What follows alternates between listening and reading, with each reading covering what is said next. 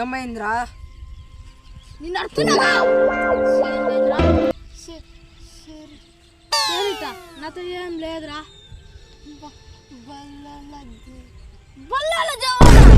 బాహుబలి మూవీలో కాదు ఉండేది, ఇది మా గదిరా.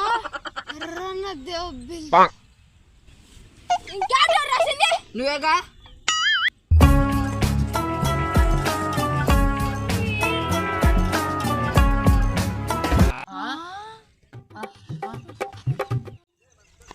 నేను చూసేసాను. ఈ జన్మకి చాలు, నేను పోతాను అన్నయ్య, నేను పోతాను. నాకు ఇది వద్దు వద్దు అన్నయ్య, నేను పోతాను అన్నయ్య, నేను పోతాను.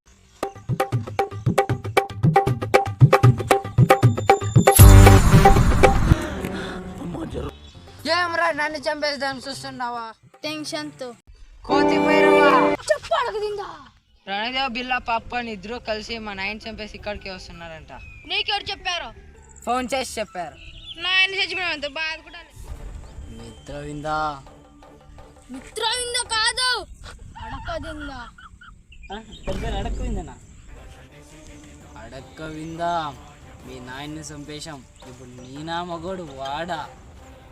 ఏమో నాకేం తెలుసు, హాస్పిటల్కి పోయి చెక్ చేసుకోండి. 100 మంది 100 మంది ఆడే ఉంటారు. డైలీ కూడా ఎందుకు క్యారెక్టర్ వస్తావు అడుగుండా. వాళ్ళ వంశంలో 30 ఏళ్ళ మించి ఎవరో బతకలేదు. ఎందుకు? క్యాన్సర్. అవును, మీరేం గుర్రాల మీద రాకుండా నడుచుకోవచ్చారు? మీరు పూజ పెట్టుకుంటే 30 కిలోమీటర్లు పెట్టుకోవాలి, 90 కిలోమీటర్లు పెట్టుకున్నారు. అది 30 కిలోమీటర్లు గుర్రాలు వచ్చేవాటికి పడిపోయాయి. అందుకే నడుచుకుని వచ్చినాం. ఏంటి బ్రో అంత మాట అన్నావు? మా రాజ్యం మా ఇష్టం, నీకేంది? చేతి పొడి చేసేవానికి ఏంటి బాబా అన్న ఇంకోసారి అన్న నీకేంది? చేతి పొడి చేసేవానికి ఓకే నిన్నే ఉంటుంది. ఏంది మే ఒళ్ళు ఎట్టుండదు, పులిపెక్కిపోతాంది.